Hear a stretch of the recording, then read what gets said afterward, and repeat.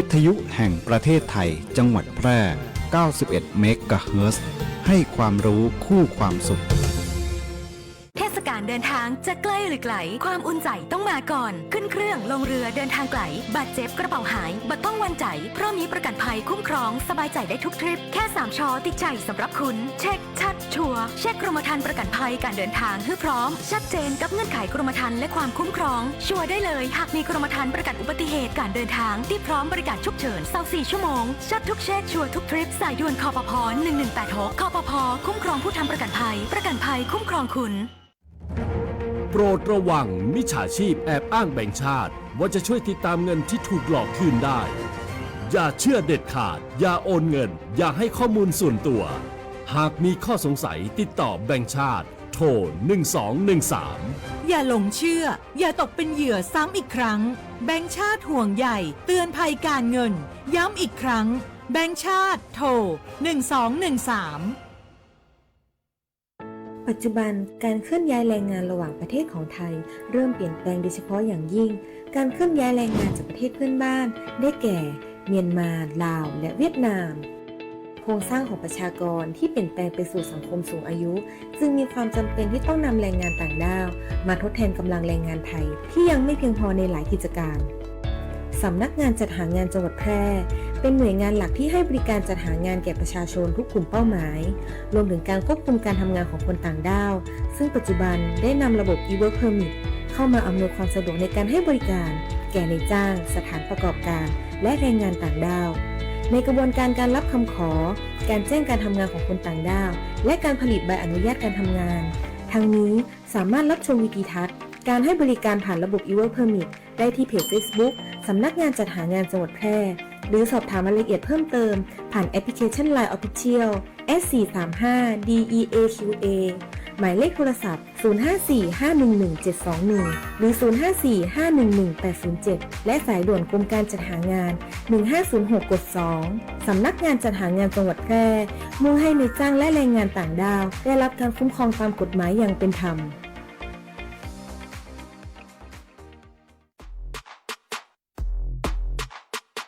เยาวชนคือพลังสำคัญของชาติและเป็นกำลังสำคัญในการสืบสานความมั่นคงของชาติในอนาคตสถาบันพระมหากษัตริย์คือหนึ่งในสถาบันหลักที่อยู่คู่คนไทยมาอย่างยาวนานเป็นศูนย์รวมจิตใจและเป็นแบบอย่างแห่งการทำความดีเพื่อประชาชนการแสดงออกถึงความจงรักภักดีสามารถทำได้ง่ายๆในชีวิตประจำวันเช่นการเป็นคนดีเคารพกติกาสังคมช่วยเหลือผู้อื่นและทำประโยชน์เพื่อส่วนรวมเยาวชนที่มีความรู้ความเข้าใจอย่างถูกต้องจะสามารถส่งต่อคุณค่าที่ดีงามและร่วมกันรักษาความเป็นไทยให้คงอยู่สืบไป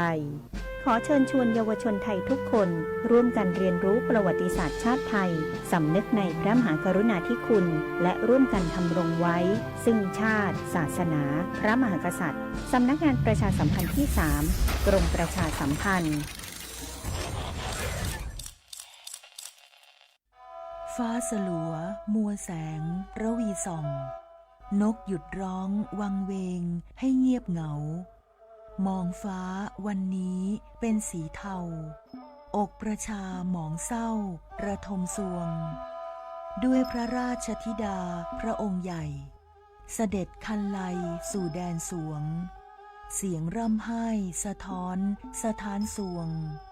พระเป็นดั่งดวงใจไทยประชาวิทยุแห่งประเทศไทยจังหวัดแพร่ FM 91 เมกะเฮิรตซ์ ให้ความรู้คู่ความสุข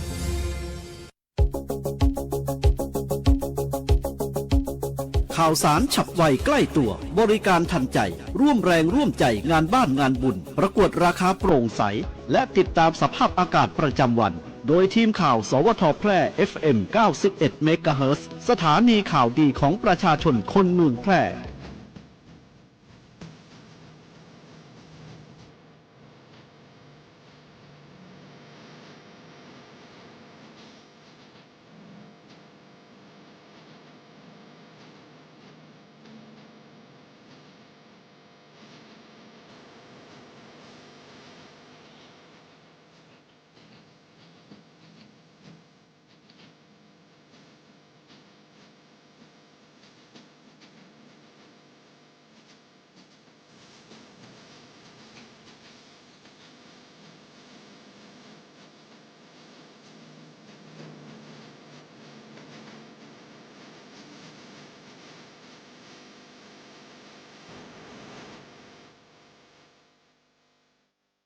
สวัสดีค่ะสถานีวิทยุกระจายเสียงแห่งประเทศไทยจังหวัดแพร่ขอเสนอข่าวท้องถิ่นประจำวันอังคารที่ 7 กรกฎาคม พุทธศักราช 2569 โดยมีหัวข้อข่าวดังต่อไปนี้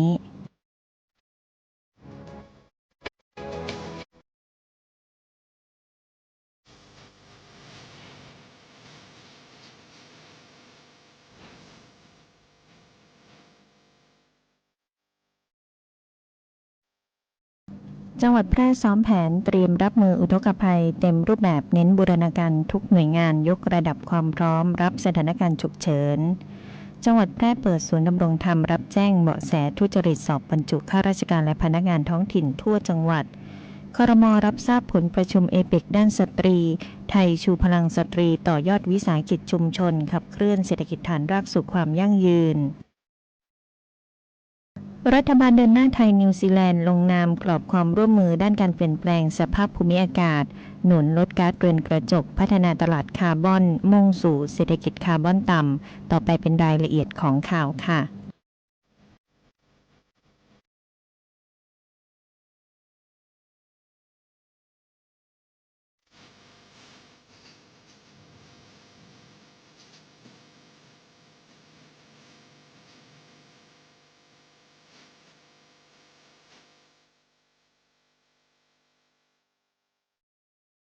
จังหวัดแพร่ซ้อมแผนเตรียมรับมืออุทกภัยเต็มรูปแบบเน้นบูรณาการทุกหน่วยงานยกระดับความพร้อมรับสถานการณ์ฉุกเฉินสำนักงานประชาสัมพันธ์จังหวัดแพร่รายงานว่านายสมชัยเลิศประสิทธิพันธ์ผู้ว่าราชการจังหวัดแพร่เป็นประธานในการฝึกกองในการป้องกันและบรรเทาสาธารณภัยจังหวัดแพร่และศูนย์บัญชาการเหตุการณ์จังหวัดแพร่ในวันนี้โดยมีหัวหน้าส่วนราชการหน่วยงานด้านความมั่นคงองค์กรปกครองส่วนท้องถิ่นและหน่วยงานที่เกี่ยวข้องเข้าร่วมการฝึกเตรียมความพร้อมรองรับสถานการณ์อุทกภัยที่อาจจะเกิดขึ้นในช่วงฤดูฝนโดยใช้รูปแบบการฝึกซ้อมบนโต๊ะ TTX ควบคุมกับการฝึกปฏิบัติภายใต้สถานการณ์จำลองอุทกภัยลดผลกระทบและทดสอบระบบบัญชาการเหตุการณ์เพื่อสื่อสารหลักและระบบสื่อสารสำรองรวมถึงการประสานงานในระหว่างศูนย์บัญชาการจังหวัดกับพื้นที่ต่างๆโดยจำลองสถานการณ์ระบบโทรศัพท์ขัดข้องและเปลี่ยนมาใช้ระบบวิทยุสื่อสารในการติดต่อประสานงานพร้อมทั้งมีการทบทวนแผนป้องกันบรรเทาสาธารณภัยแผนเผชิญเหตุและแผนสนับสนุนเพื่อให้สามารถนำไปใช้ได้จริงเมื่อเกิดเหตุฉุกเฉินผู้ว่าราชการจังหวัดแพร่กล่าวว่าการฝึกซ้อมในครั้งนี้มีความสำคัญอย่างยิ่งในการเตรียมความพร้อมของทุกหน่วยงานให้สามารถปฏิบัติงานร่วมกันได้อย่างเป็นระบบทั้งด้านกำลังพลทรัพยากรการสื่อสารเพื่อให้การช่วยเหลือประชาชนเป็นไปอย่างรวดเร็วและมีประสิทธิภาพเน้นย้ำให้ทุกหน่วยงานเตรียมความพร้อมในระดับสูงสุดแม้จะยังไม่สามารถคาดการณ์ได้ว่าสถานการณ์อุทกภัยในปีนี้จะรุนแรงเพียงใดแต่การเตรียมความพร้อมล่วงหน้าจะช่วยลดความสูญเสียต่อชีวิตและทรัพย์สินของประชาชนและสร้างความเชื่อมั่นว่าจังหวัดแพร่มีความพร้อมรับมือกับทุกสถานการณ์ที่อาจจะเกิดขึ้นในช่วงของฤดูฝนอย่างเต็มศักยภาพจังหวัดแพร่เปิดศูนย์ดำรงธรรมรับแจ้งเบาะแสทุจริตสอบบรรจุข้าราชการและพนักงานท้องถิ่นทั่วจังหวัด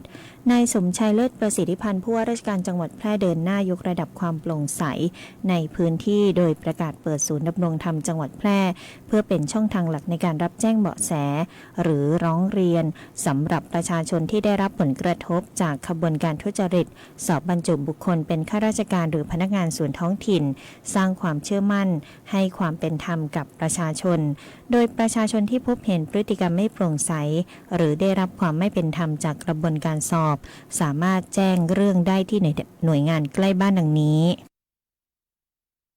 ศูนย์ดำรงธรรมจังหวัดแพร่โทร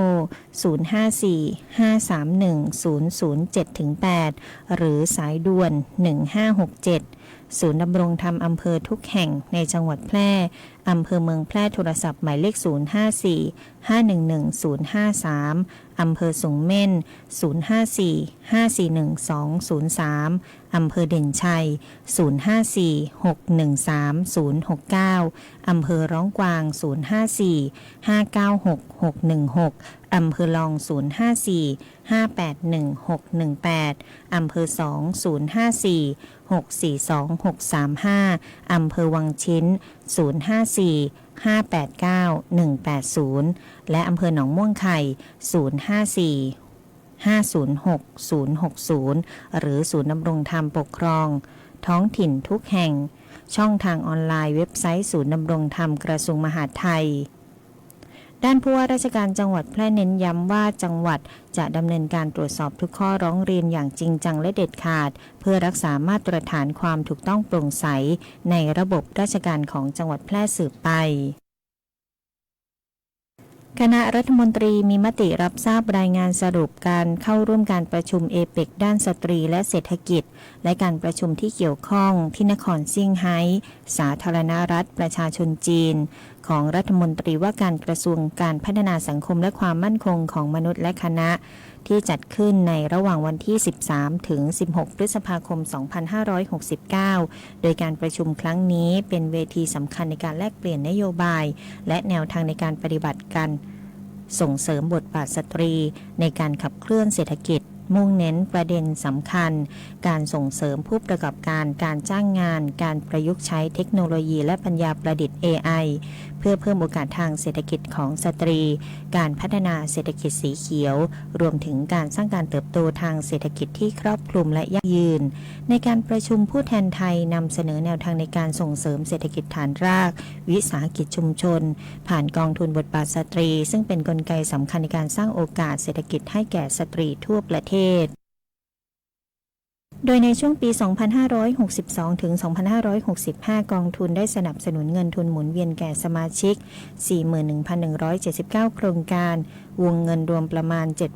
7,249 ล้านบาทและสามารถยอดการสู่เป็นผู้ผลิตและผู้ประกอบการได้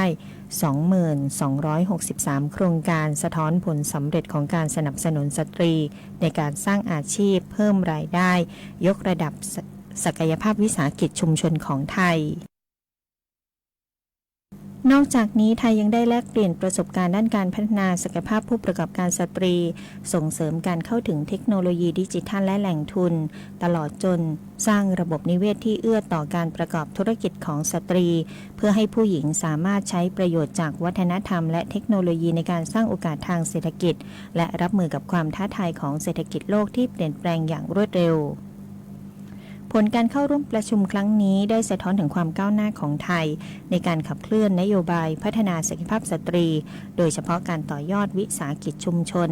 การสนับสนุนผู้ประกอบการหญิงและการสร้างโอกาสในการเข้าถึงแหล่งทุนและเทคโนโลยีเพิ่มศักยภาพในการแข่งขันสร้างความเข้มแข็งให้เศรษฐกิจฐานรากสอดคล้องกับเป้าหมายรัฐบาลในการส่งเสริมการเติบโตทางเศรษฐกิจที่ทั่วถึงครอบคลุมและยั่งยืนยกระดับคุณภาพชีวิตของประชาชนรัฐบาลเดินหน้าไทยนิวซีแลนด์ลงนามกรอบความร่วมมือด้านการเปลี่ยนแปลงสภาพภูมิอากาศหนุนการลดก๊าซเรือนกระจกพัฒนาตลาดคาร์บอนมุ่งสู่เศรษฐกิจคาร์บอนต่ำคณะรัฐมนตรีมีมติเห็นชอบบันทึกข้อตกลงระหว่างรัฐบาลแห่งราชอาณาจักรไทยและรัฐบาลแห่งนิวซีแลนด์ด้านการเปลี่ยนแปลงสภาพอากาศยกระดับความร่วมมือระหว่าง2ประเทศในการรับมือกับการเปลี่ยนแปลงสภาพภูมิอากาศลดการปล่อยก๊าซเรือนกระจกสนับสนุนการเปลี่ยนแปลงการเปลี่ยนผ่านไปสู่เศรษฐกิจคาร์บอนต่ำมอบหมายให้กระทรวงทรัพยากรธรรมชาติและสิ่งแวดล้อมเป็นหน่วยงานหลักในการขับเคลื่อนความร่วมมือในครั้งนี้เป็นการต่อยอดจากถ้อยแถลงระหว่างนายกรัฐมนตรีของไทยและนิวซีแลนด์เมื่อเดือนเมษายน 2567 ที่ทั้งสองประเทศเห็นพ้องต้องกันในการส่งเสริมความร่วมมือด้านพลังงานหมุนเวียนและการรับมือการเปลี่ยนแปลงกับสภาพภูมิอากาศโดยบันทึกข้อตกลงฉบับนี้มีเป้าหมายเพื่อร่วมกันลดผลกระทบจากการเปลี่ยนแปลงสภาพภูมิอากาศเตรียมความพร้อมรับมือผลกระทบในอนาคตสนับสนุนเปลี่ยนแปลงเปลี่ยนผ่านเศรษฐกิจที่มีการปล่อยก๊าซเรือนกระจก เป็นศูนย์และเพิ่มศักยภาพในการบรรลุเป้าหมายการมีส่วนร่วมที่ประเทศกำหนดบันทึกข้อตกลงดังกล่าวมีระยะบังคับใช้3ปีและสามารถขยายระยะเวลาไปตามความเห็นชอบของทั้งสองฝ่ายโดยเป็นกรอบความร่วมมือที่ไม่ก่อให้เกิดพันธกรณีทางกฎหมายระหว่างประเทศหรือมีสถานะเป็นสนธิสัญญาทั้งนี้กระทรวงการต่างประเทศและสำนักงานคณะกรรมการกฤษฎีกาได้พิจารณาแล้วเห็นว่าบันทึกข้อตกลงดังกล่าวไม่เข้าลักษณะเป็นหนังสือสัญญาตามรัฐธรรมนูญกราบก้มบังคมบาทปิยราชธิดาพระเสด็จสู่ฟ้าปวงประชาร่ำให้ครวญนานาพระกรณียกิจในดวงจิตทวินหวนทุกเร้าเศร้าในสวงพระคือดวงใจไทยสารคดีแสงเพชรส่องล่าเจ้าฟ้าพัชรกิติยาภาตอนกีฬาเพื่อสุขภาพและสังคมสมเด็จพระเจ้าลูกเธอเจ้าฟ้าพัชรกิติยาภานเรนทิราเทพยวดีกรมหลวงราชสารินีสิริพัฒน์มหาวชิรราชธิดาทรงให้ความสำคัญกับการออกกำลังกายและเล่นกีฬามาโดยตลอดทรงเป็นนักกีฬาขี่ม้าที่มีพระปรีชาสามารถทรงฝึกซ้อมอย่างหนักและทรงเข้าร่วมการแข่งขันระดับนานาชาติหลายรายการทรงคว้าเหรียญรางวัลและสร้างชื่อเสียงให้กับประเทศไทยพระองค์ทรงแสดงเห็นถึงความมุ่งมั่นและวินัยในการฝึกซ้อมทรงเชื่อว่ากีฬาเป็นมากกว่าการแข่งขันแต่เป็นเครื่องมือในการฝึกฝนร่างกายและจิตใจให้แข็งแกร่งนอกจากจะทรงเล่นกีฬาเพื่อสุขภาพแล้วพระองค์ยังทรงใช้กีฬาเป็นเครื่องมือในการพัฒนาคุณภาพชีวิตของประชาชนทรงจัดกิจกรรมกีฬาเพื่อส่งเสริมให้เด็กและเยาวชนหันมาออกกำลังกายและใช้เวลาว่างให้เป็นประโยชน์ทรงเห็นว่ากีฬาสามารถสร้างวินัยความสามัคคีและความมีน้ำใจนักกีฬาได้เป็นอย่างดีทรงเป็นแบบอย่างในการใช้ชีวิตที่สมดุลทั้งในการทำงานและการดูแลสุขภาพไปพร้อมๆกันสมเด็จพระเจ้าลูกเธอเจ้าฟ้าพัชรกิติยาภานเรนทิราเทพยวดีกรมหลวงราชสารินีสิริพัฒน์มหาวชิรราชธิดาโปรดการแข่งขันกีฬาคือสัญลักษณ์ของความมุ่งมั่นและความไม่ย่อท้อขอให้แบบอย่างอันทรงคุณค่านี้ที่ยังคงอยู่ในใจของประสบกนิกรไทยตลอดไป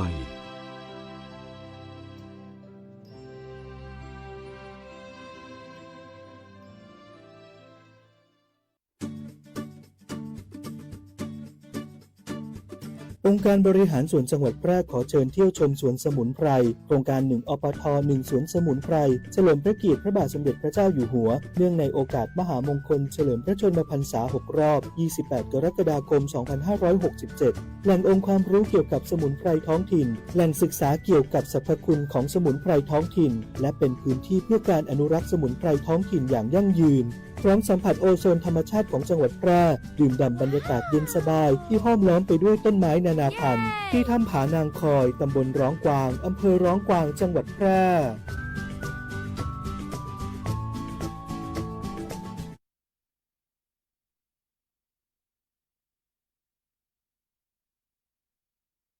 มาติดตามพยากรณ์อากาศจากกรมอุตุนิยมวิทยาค่ะลักษณะอากาศทั่วไป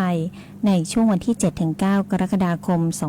2569 ประเทศไทยมีฝนลดลงแต่ยังคงมีฝนตกหนักในบางแห่งบริเวณภาคเหนือภาคตะวันออกเฉียงเหนือตอนบนเนื่องจากหย่อมความกดอากาศต่ำปกคลุมประเทศเวียดนามตอนบนประกอบกับมรสุมตะวันตกเฉียงใต้พัดปกคลุมทะเลอันดามันประเทศไทยอ่าวไทยมีกำลัง ปานกลางสำหรับคลื่นลมบริเวณทะเลอันดามันและอ่าวไทยมีกำลังปานกลางโดยทะเลอันดามันและอ่าวไทยตอนบนมีคลื่นสูง 1-2 เมตรบริเวณที่มีฝนฟ้าคะนองคลื่นสูงมากกว่า2 เมตรและในช่วงวันที่ 10-13 กรกฎาคม 2569 ประเทศไทยมีฝนเพิ่มขึ้นกับมีฝนตกหนักในบางแห่งบริเวณภาคเหนือภาคตะวันออกเฉียงเหนือและภาคใต้ฝั่งตะวันตกโดยมีฝนตกหนักมากในบางพื้นที่ในภาคตะวันออกเนื่องจากร่องมรสุมเลื่อนลงมาพาดผ่านประเทศเมียนมา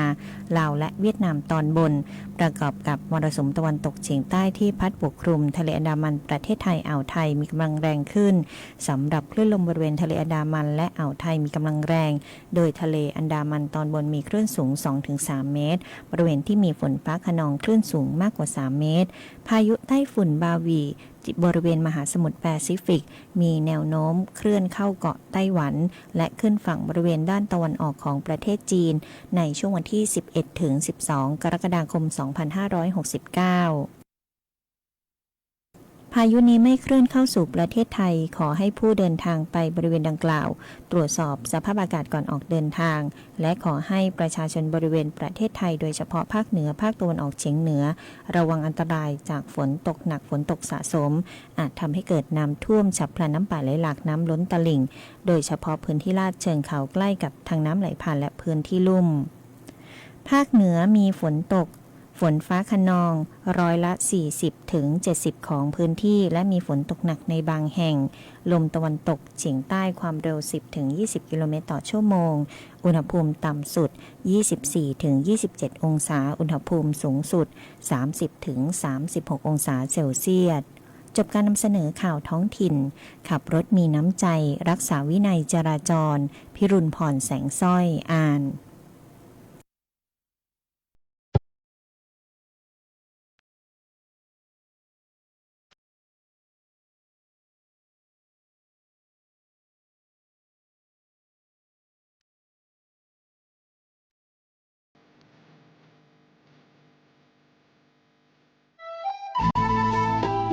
สวัสดีเจ้าพี่น้องผู้ประกันตนและนายจ้างทุกท่านเตรียมเสียงของตัวท่านไว้ให้พร้อมร่วมกำหนดอนาคตกองทุนประกันสังคมกับการเลือกตั้งคณะกรรมการประกันสังคมในวันอาทิตย์ที่27 กันยายนปี 2569 ตั้งแต่เวลา 8 โมงเจ้าถึงบ่าย 4 โมงผู้ประกันตนและนายจ้างที่มีคุณสมบัติครบถ้วนสามารถลงทะ